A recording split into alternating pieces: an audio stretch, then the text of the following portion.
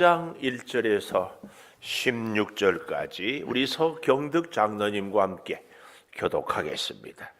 예수께서 거기서 떠나 유대 지경과 요단강 건너편으로 가시니 무리가 다시 모여들거든 예수께서 다시 전례대로 가르치시더니 바리새인들이 예수께 나와 그를 시험하여 묻되 사람이 아내를 버리는 것이 옳으니까? 대답하여 이르시되 모세가 어떻게 너희에게 명하였느냐? 이르되 모세는 이혼 증서를 써주어 버리기를 허락하였나이다. 예수께서 그들에게 이르시되 너희 마음이 완악함으로 말미암아 이 명령을 기록하였거니와 창조 때로부터 사람을 남자와 여자로 지으셨으니 이러므로 사람이 그 부모를 떠나서 그 둘이 한 몸이 될지니라. 이러한즉 이제 둘이 아니요 한 몸이니 그러므로 하나님이 짝지어 주신 것을 사람이 나누지 못할지니라 하시더라. 집에서 제자들이 다시 이 일을 물으니 이르시되 누구든지 그 아내를 버리고 다른 데 장가드는 자는 본처에게 간음을 행함이요 또 아내가 남편을 버리고 다른 데로 시집가면 간음을 행함이니라. 사람들이 예수께서 만져주심을 바라고 어린 아이들을 데리고 오매 제자들이 꾸짖거늘 예수께서 보시고 노하시어 이르시되 어린 아이들이 내게 오는 것을 용납하고 금하지 말라. 하나님의 나라가 이런 자의 것이니라. 내가 진실로 너에게 이르노니 누구든지 하나님의 나라를 어린아이와 같이 받들지 않는 자는 결단코 그곳에 들어가지 못하리라 하시고 같이 봅니다. 그 어린 아이들을 안고 그들 위에 안수하시고 축복하시니라. 아멘. 오늘 또 새벽을 깨우는 은송아, 너는 하나님의 보석이다. 보석이다. 변함없이 새벽 제단을 지키는 권사님은 하나님의 보석입니다. 보석입니다. 이 모든 것이 주님의 은혜입니다. 아멘, 아멘. 여러분 카톡에 이번에 선교팀 18분 이름이 다 있지요. 새벽기도 올 때 스마트폰 갖고 오시죠. 이름을 외우든지 보고 하든지 하여튼 하루에 한 번씩은 꼭 기도를 해 주시기를 바라고, 2번 하면 더 좋습니다. 3번 하면 더 좋고, 꼭 우리 선교 다녀오는 2월 8일까지 하루에 한 번씩은 꼭 우리 선교를 위해서 기도를 부탁을 드리겠습니다. 오늘 본문을 근거로 성도의 가정은 물음표, 오늘 제목입니다. 성도의 가정은 물음표. 자, 왜 이런 제목을 했는가 하면은 예수님이 1절이에요. 거기서 떠나 유대 지경 요단강 건너편으로 가시니, 그러니까 계속해서 복음을 전하러 다니고 사실은 점점 예루살렘을 향하여 십자가를 지기 위하여 올라가는 여정이라 이렇게 보면은 좋습니다. 자, 그런데 무리가 다시 모여들거늘, 당연하지요. 무리들은 예수님의 가르침을, 병고침을, 은혜를 사모하기 때문에 모여들었어요. 그때에 예수님도 다시 모여드니까 예수님도 어떻게 해요? 다시 전례대로 가르치시더니, 아주 중요한 말씀이 여기 나와요. 뭐예요? 전례대로.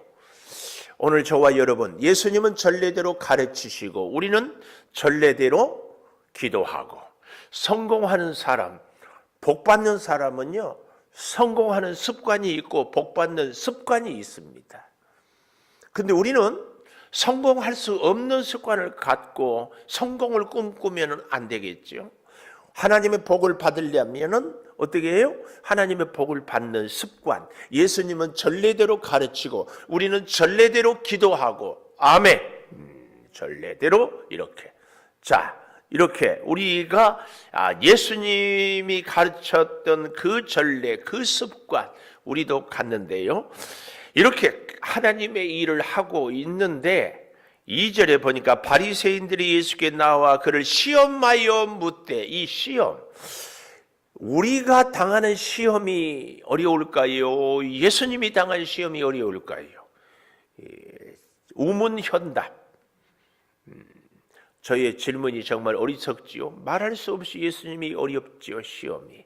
그래서 오늘 우리도요, 시험이 점점 어려워질수록 믿음도 점점 좋아지고 있다. 근데 그렇게 보면 틀림없습니다. 시험도요, 마귀도 우리의 신앙 수준에 맞게 시험을 내요. 이걸 꼭 기억하십시오. 그러니까 예수를 잘 믿고 새벽 기도를 하고 헌신하는데 왜 시험이 있는가? 그럴수록 시험이 더 있다. 근데 그 시험을 우리가 이기는 것이 축복의 복을 누리는 습관이다. 습관.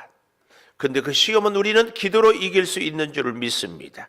자, 이 바리새인들이 시험하여 무슨 질문을 하고 있어요? 아내를 버리는 것이 옳습니까? 왜 갑자기 뚱딴지 같이 이런 질문을 했겠는가? 우리가 성경의 배경을 능히 알 수 있지요. 이때 당시 이스라엘의 왕은 누구였다?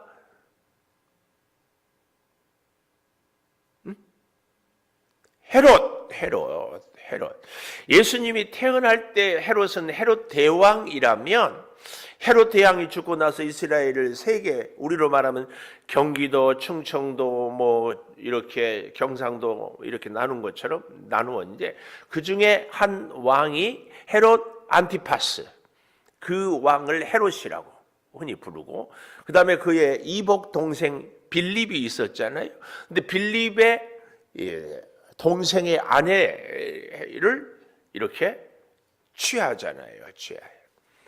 왜 그랬는가 하면은 당시의 시대적인 상황이 그랬어요. 원래 이 헤롯 안티파스는 아랍 여인하고 결혼을 했어요. 근데 이복 동생 빌립이 결혼한다고 가서 보니까 이게 웬걸 절세 미인이에요. 근데 당시의 이 문화는요, 율법을 해석하는데도 유대인들 가운데서도요, 우리도 말하면 뭐 교파가 장로교가 있고 감리교가 있고 또 우리 정치도 진보가 있고 보수가 있는 것처럼 율법을 해석하는데도 샤마이 혹은 뭐 힌넬 이런 두 파가 있어요. 근데 보수적인 파에서는 이혼을 할 수 있는 조건이 뭐냐? 여자가 간음을 했을 때 이혼해도 돼요. 그러면 이 자유주의는 이런 것도 이혼의 사유가 돼요. 집에서 밥을 했는데 간이 안 맞고 갑자기 너무 짜 혹은 너무 싱거워 정말 내가 좋아하지 않은 것을 해. 그러면 밥 먹다가 패패패패 기분 나빠. 이게 이혼 사유야. 이혼 사유. 밥 먹다가 요즘에는 그럴 일이 그래도 덜하지만은 세상에 어째 어디 가서 밥 먹으면 꼭 돌은 제 밥그릇에 있는지 몰라. 머리카락은 꼭 제 머리. 왜 그런 건 잘 보여요. 그러면은 이혼이야, 이혼. 그러니 여자들의 인권이 완전히 바닥이에요, 바닥. 그래서 이혼을 하는데 그렇게 해도 된다, 이렇게 주장하는 율법주의자들이 있었어요. 그러니까 헤롯이 헤로디아를 하기 위해서 자기 이복 동생 빌립은 죽이고 자기 아랍 여인은 버리고, 왜요? 뭔가 명분을 했겠지요. 부인이 반찬을 짜게 했다, 뭐가 마음에 안 든다. 그것을 옹호하는 사람들은 뭐 그럴 수 있다.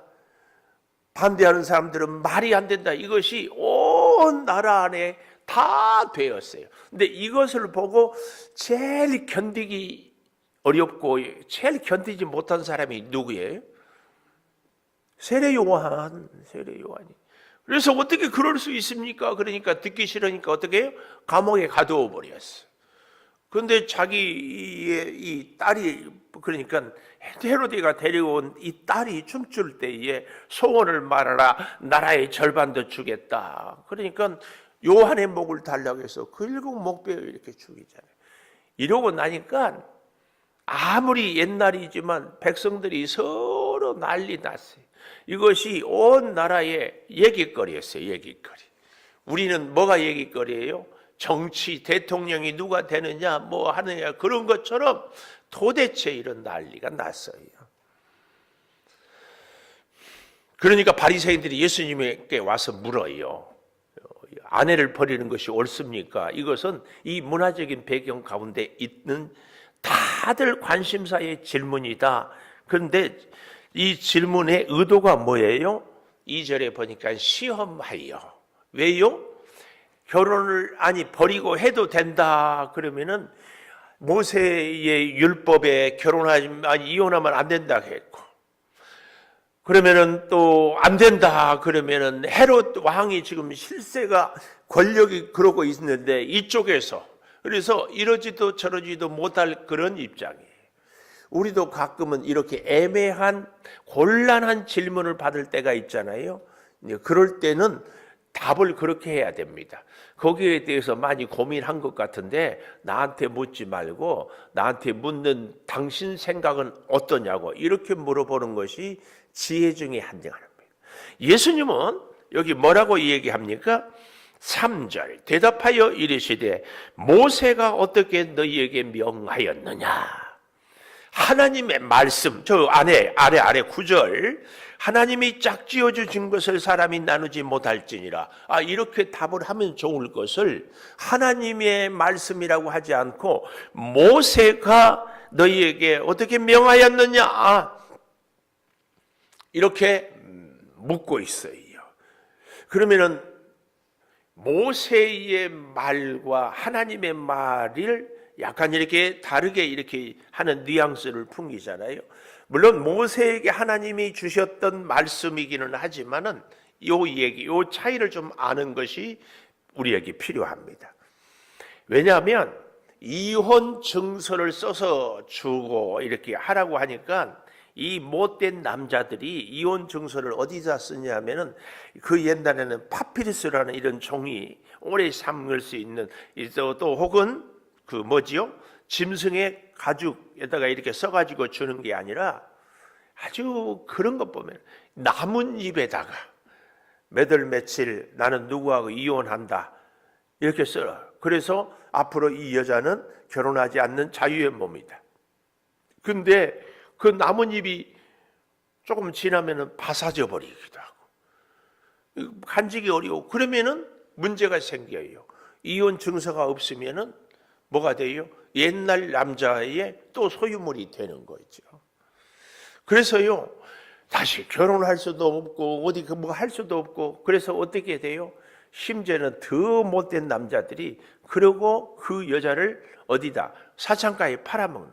그래서 사창가에 그 기원이 시작이 여자들이 먹고 살 것이 없어서 생존을 위해서 생긴 것이 거의 이 정설로 이렇게 끔찍한 못된 짓을 하는 것입니다. 그러니까 모세가 이혼 증서를 써서 이혼해도 된다 하는 것은 그 당시에 그렇게 못된 남자들을 그나마 약한 여자들을 보호하기 위해서 이혼 증서라도 써주면 그거라도 있으면 다른 데 결혼도 할 수도 있고 자기의 인권을 보호할 수도 있는데 남자들이요 이혼해놓고는 나중에 보니까 그 여자가 잘 사는 것 같으니까 저 여자는 원래 내 아내였다 그래가지고 또 시비를 걸고 이렇게 못된 짓을 못하게 하려고 그런 일들을 하고 있으니까 모세가 이혼 증서를 써라 여자를 보호하기 위해서 그렇다 그 말이에요. 그래서 여기 4절에 보십시오.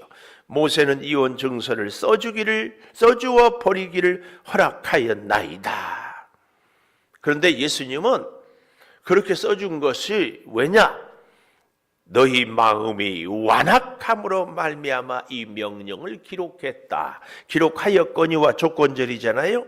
창조 때로부터 사람을 남자와 여자로 지으셨으니 사람이 그 부모를 떠나서 그 둘이 한 몸이 될지라. 이런즉 둘이 한 몸이니 그러므로 하나님이 짝지어 준 것을 사람이 나눌지 못할지니라. 하나님은 원래 이혼을 원하지 않았는데 너희들이 완악함 성경에 가장 대표적으로 완악한 사람이 누가 있어요? 혹시 생각나요? 출애굽기에 바로 왕 하나님이 모세를 통하여 기적을 베푸면 깜짝 놀래가지고 어서 가라 했다가 이제 그 재앙이 끝나면은 못 가. 또 깜짝 놀랄 재앙이 있어. 알았어. 못 가. 이것을 끝없이 반복할. 그때마다 성경은 바로의 마음이 완악함이라 그래. 이 완악함. 제가 어제 설교할 때 완악함의 그림 언어를 얘기했어요. 기억이 당연히 날 줄 믿어요. 완악함은 뭐라고 했어요? 짐승이 뒷다리에 땅을 파고 힘을 주고 꽉 버텨서 아무리 주인이 끌고 가려고 해도 가지 않는. 이것은요, 그런 의미가 있어요. 이미 그래서는 안 된다는 것을 알면서도 계속 자기 고집을 부리는 것을 완악함, 바로 같은. 그러니까 이스라엘 백성들 가운데 그 남자들이 이혼하면 안 된다는 것을 알면서도 자기들 그 완악한 욕심 때문에 그런 식으로 하고 있는 것을 이야기한다. 그 얘기예요. 그래서 오늘 우리는 이 본문을 통하여서 하나님이 정말 원하는 가정, 하나님이 짝지어 준 것은 사람이 나누지 못할지니라. 근데요, 모세 시대의 이혼 증서를 갖고 하는 것처럼 이 시대의 여러분들, 제가 어릴 때만 해도요, 이혼하는 사람들은 부끄러워서 수치인 줄 알고 어때요? 그 동네를 이사 가세요. 교회를 옮겼어요. 전에 제가 아는 분인데 교회 장로님 딸인데 한날은 결혼을 한대. 교회에서. 그런데요, 교회 밖 입구까지 까만 옷을 입고 머리는 깍두기한 덩치가 이런 애들이 막 줄이 막 쫙 서 있어. 누가 좀 까만 세단차 타고 주차장에다 세우는 거. 안녕하십니까? 막 이러고. 누구예요? 조폭. 아마 최고 우두머리는 아닌 것 같은데 하여튼 높은 자리에 있는 것 같아. 근데 장로님 딸하고 결혼을 했어. 잘 살기를 바랬는데 애 하나 낳고 이혼했어. 어떻게 생각하세요? 조폭하고 장로님 딸하고 결혼을 하나님이 맺어준 인연이다, 아니다? 응?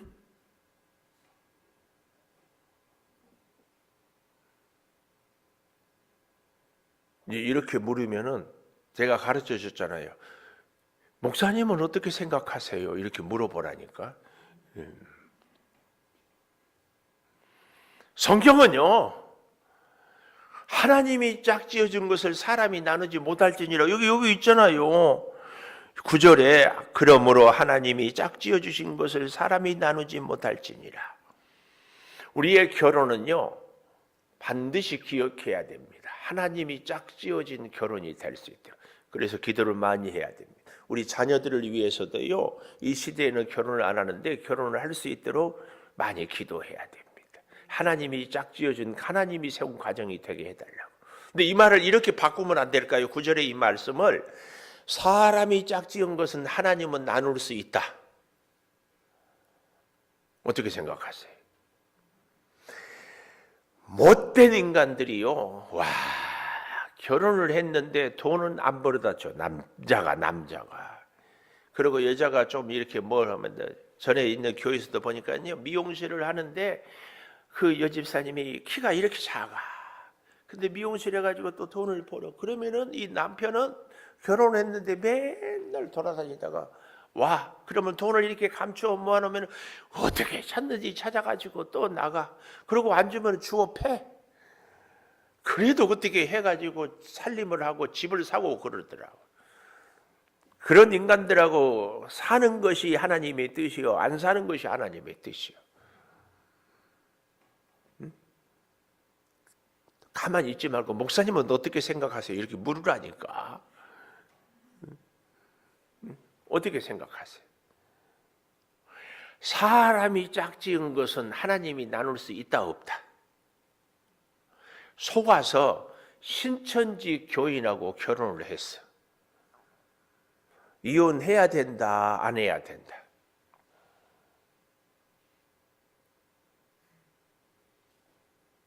그래서요, 결혼은 진짜 기도 많이 해야 됩니다. 우리 자녀들이 결혼하는 것도 중요하지만 잘하는 것은 더 중요합니다. 정말이에요. 절대로 잊지 마십시오. 맨날 술 먹고 집에 오면 마누라 주워 패고 있는 거 없는 거 다 갖고 와서 노름하고. 그래도 우리 가운데 속으로는 이렇게 얘기할 수 있어요. 그래도 하나님이 짝지어 줬기 때문에 이혼하면 안 됩니다. 이렇게 설교하면은요, 저도 편해요. 그래도 참아야 됩니다.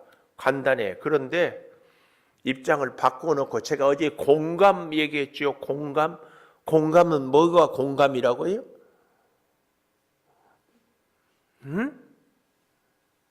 이것도 잘 생각 안 나면 목사님 어떻게 생각하세요? 이렇게 물으라니까.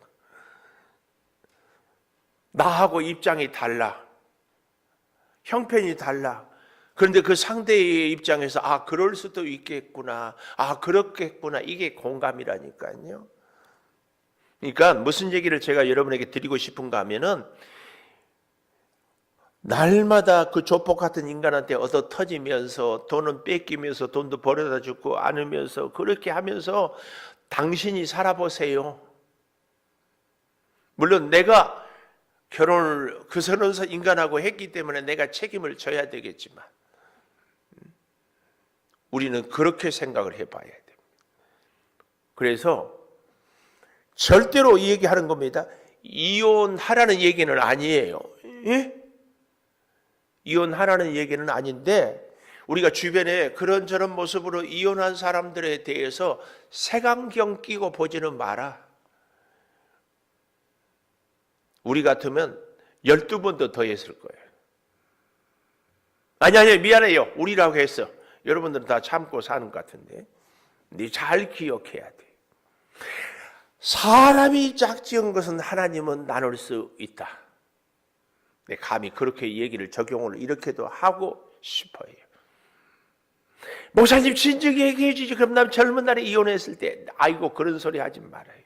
어떤 신문 기자가 여자 기자가 아주 똑똑해가지고 뭐 하는데 남편이 너무 마음에 안 들었대. 그래서 전후 사정을 쫙 해가지고 논리적으로 해가지고 쫙 이혼을 했어. 여러분 남자하고 여자하고 입씨름하면은 100% 여자가 이기는 거 알지요? 그래서 남자가 할 수 없으니까 막 폭력도 완력도 쓰기도 해. 그래 너무 자유의 몸을 누렸어. 근데 몇 년 지나니까 외롭더래.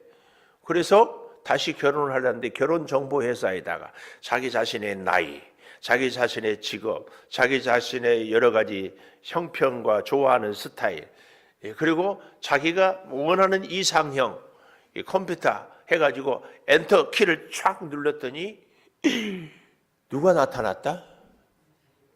옛날 그 인간이 나타났어. 옛날 그 인간이.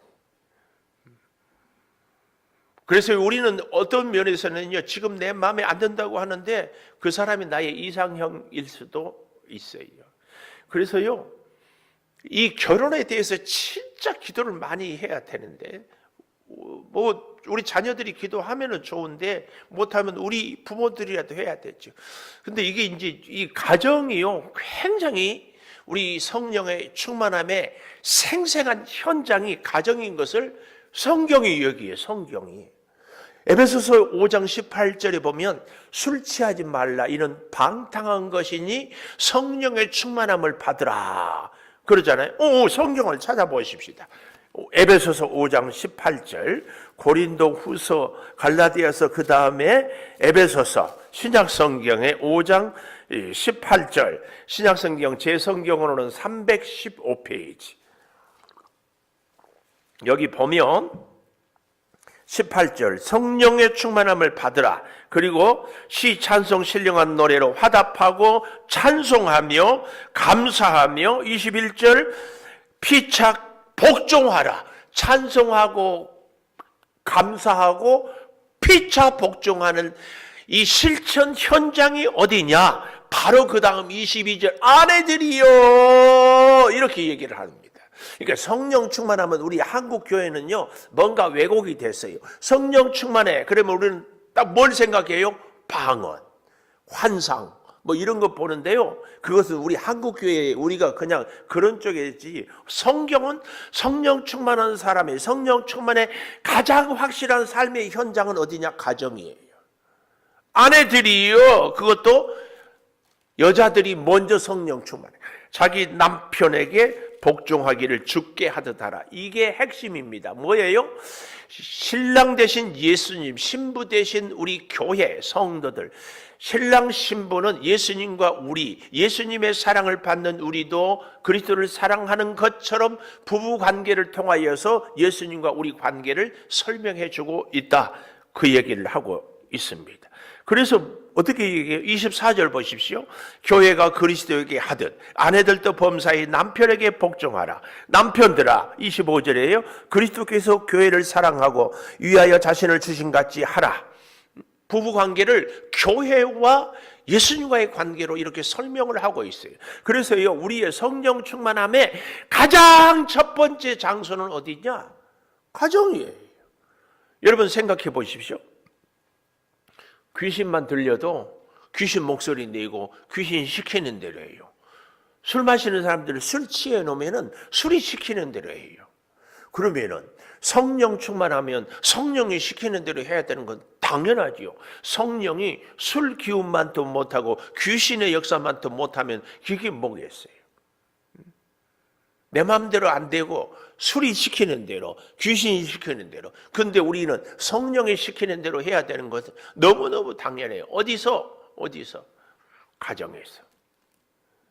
오늘 우리의 이 삶은 그리스도를 죽게 하듯 우리가 남편은 아내를 그리스도와 교회를 사랑하듯 이렇게 다시 마가복음에 와보겠습니다. 그래서 그 얘기를 하고 10절을 집에서 제자들이 다시 이 일을 물어요. 이 일을 집에서. 그래서 참 그래도 제자들은 궁금하면 다시 물을 수 있어서 좋아요. 우리도 궁금하면 다시 성경을 통하여 답을 찾아야 돼. 아내를 버리고 다른 데 장가드는 것은 본처에게 간음이고 아내가 남편을 버리고 다른 데 시집가면 간음을 행함이니라. 이렇게 예수님은 절대로 이혼을 이야기하지를 않았어요. 근데요, 여기 13절에서 16절에 보면은 어린 아이에 대한 얘기를 바로 그 다음에 하고 있어요. 여기 잘 보십시오. 사람들이 예수께서 만져주심을 바라고, 이 터치, 호주에서요 2007년인가 한 청년이 어머니가 돌아가시고 나서 장례 때 조문객들이 와서 위로를 하는데 한번 안아주고 이렇게 터치해주고, 그게 별거 아닌 것 같은데 막상 어머니가 돌아가시고 나니까 그게 너무 위로가 되더래요. 그래서 이 사람이 프리허그, 여기다가 이렇게 써가지고 프리허그. 이게 뭐예요? 나를 안아보고 싶은 사람은 누구든지 안으세요. 프리허그.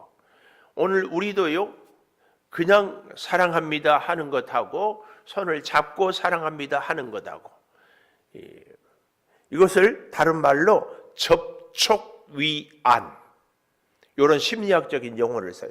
접촉함으로 위로가 돼요. 어떤 상황에서는, 정말 극한 상황에서는 말이 아니라 그냥 손만 잡아주고, 그런 면에서 우리 손은 하나님이 주시는데 정말 유용하게 써야 돼요. 어떻게? 어린아이를 보면은 얘야 사랑한다 이것보다도 등을 토닥거려주고 허리는 먹을릴 수다 주면 얘야 참 사랑한다, 느낌이 다르잖아요. 우리의 손은 그런 데 쓸 수 있어야 돼. 나의 마음을 전하는데, 나의 사랑을 표현하는데 하나님의 은혜를. 그래서 우리가 하나님께 대한 우리의 사랑도 손으로 표현하는 것이 뭐예요? 헌신하고 봉사하는 거죠. 하나님이 우리에게 건강을 주시고 손과 발을 주시고 재능을 주시는 것은 하나님의 말씀에 순종하는 것, 다른 말로 하나님을 향한 우리의 사랑을 표현하기 위하여서. 그래서 그 어린 아이에 대한 얘기를 하고 있습니다. 그런데 만져주짐을 바라고 데리고 오는데 제자들은 꾸짖어요. 그때 예수님이 노하셨습니다. 뭐라고 해요? 어린아이들이 내게 오는 것을 용납하고 금하지 말라. 이것은 접촉위안, 사랑을 베풀고 사랑을 나눌 수 있는 어린아이들. 오늘 우리는 특별히 이 어린아이, 영적으로도 말할 수 없이 마찬가지죠. 믿음이 약한 사람들. 누가 믿음이 약해요? 내 수준에 미치지 못하는 사람들이죠. 그 사람들을 우리는 잘 터치해야 돼요. 잘 위로해야 돼요. 그 일이 성령의 사람이고 그 일이 오늘 예수님께서 가정을 통해서 우리에게 주는 교훈입니다. 교훈. 그래서요 15절 하반절에 보십시오. 하나님의 나라를 어린아이같이 받들어라. 이 하나님의 나라를 이야기하고 있어요. 이것이 우리가 하나님의 나라를 세워가는 중요한 원리입니다. 원리. 다시 말씀을 정리해 봅니다. 성도의 가정은 하나님이 세워주신 가정이 돼야 돼요. 하나님이 짝지어진 가정이 돼야 돼요. 하나님이 세워지고 짝지어진 가정은 성령의 가르침을 따라 살아가야 하는 것이고, 그 성령의 가르침은 하나님이 우리에게 주신 손으로, 하나님이 주신 은사로, 하나님이 주신 건강으로, 하나님이 주신 재능으로 어떻게 하는 거예요? 서로 연약함을 돌보아 주는 것.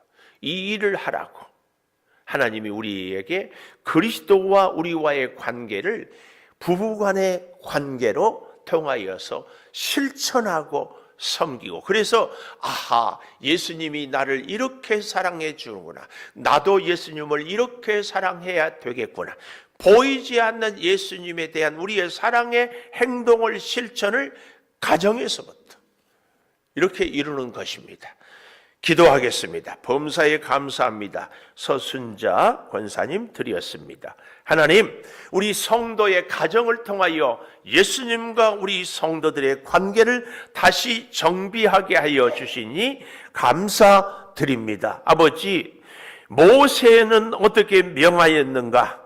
당시에 헤롯이 헤로디아와 있을 수 없는 일을 해서 온통 바리새인들까지도 시험하여 묻되, 저들의 모세의 율법은 이혼 증서를 쓰라고 했지만 하나님은, 하나님이 짝지어 준 것은 우리가 아무리 힘들어도 지켜야 될 것을 가르치고 있습니다.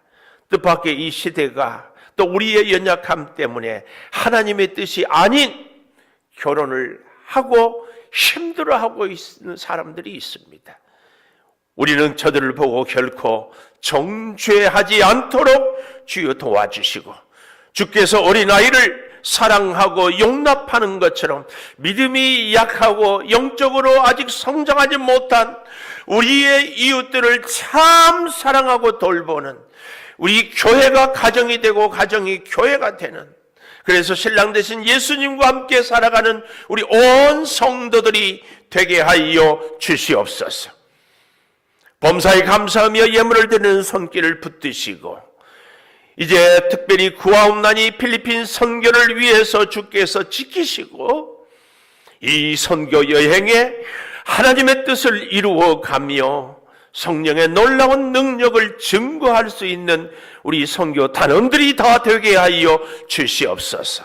저들의 가정을, 특별히 어린 학생들 학업을, 또 이 선교 여행을 통하여서 깊은 깨달음도 허락하여 주시옵소서.